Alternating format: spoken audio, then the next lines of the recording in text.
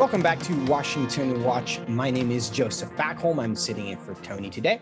Glad that you have joined us today.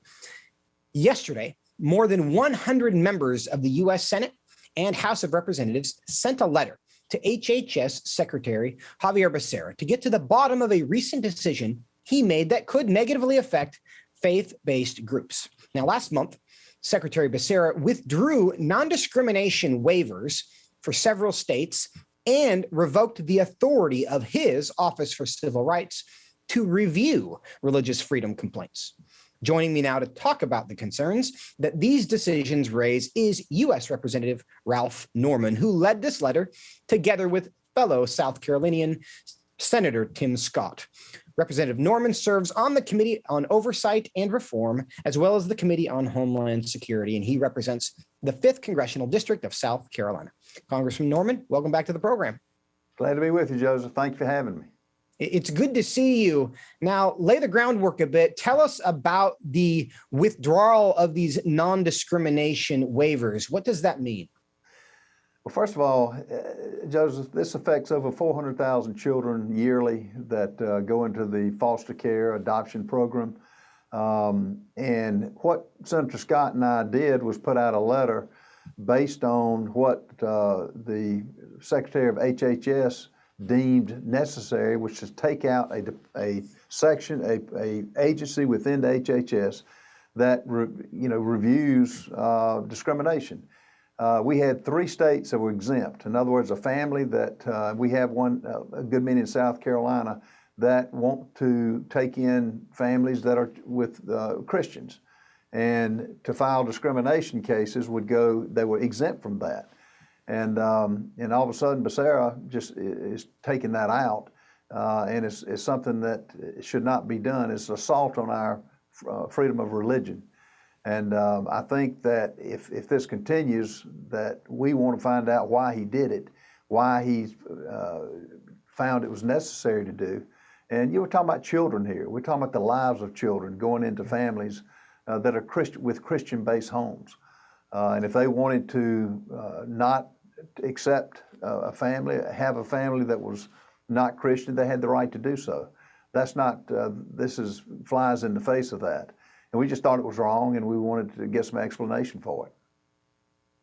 Were these non-discrimination laws essentially permission, be it that, if you want to phrase it that way, for faith-based organizations to operate according to their faith? Is that what the waiver was, a waiver from non-discrimination law, recognizing you're a religious organization and you have a right to operate that way?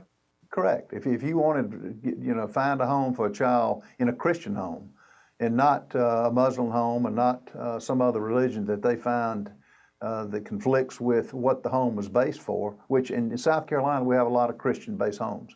And yes, this will take they'll have to file whoever objects to that, it just goes into a general complaint. We need the exemption in place, and it's worked so well. It's not that easy to find families that will take children in now. And as I mentioned, it's over 400,000 and growing, particularly with the immigration issues that are coming before the country.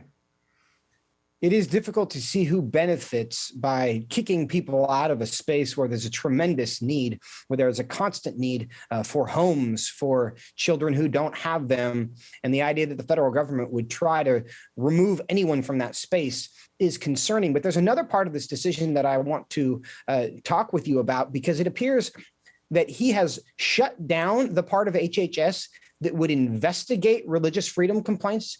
Have I understood that correctly? Correct. That's it.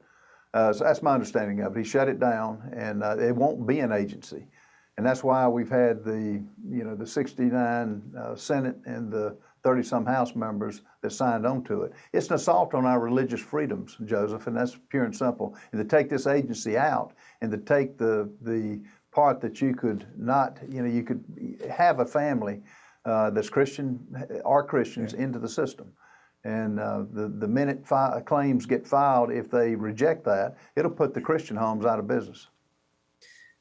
By revoking the authority of his Office for Civil Rights to review religious freedom complaints, is he essentially saying that they don't matter, that we don't care if somebody alleges religiously based discrimination, we don't care anymore? Well, he not only does he not care, he's basically saying that you cannot, if you're a Christian-based organization, you cannot practice that. You have to take any and all in. Just like if an atheist couple, if they had an issue with having an adoption of a foster child with atheists, you can't discriminate now. And it's just wrong on its merit, and it's not how this country was founded. And for him to take this action unilaterally is just not right. President Trump is the one that granted exemptions. This was in effect under Obama, but it was President Trump who put the exemptions in there. And South Carolina was one of 3 states. Yeah.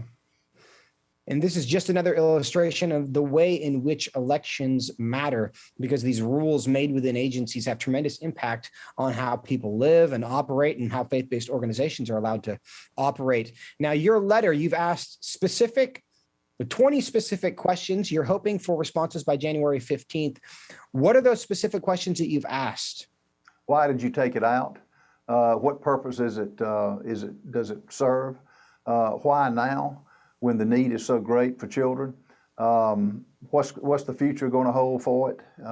If this is not going to be even reviewed, or if it's just they just stripped it out, and that's the issues that we have.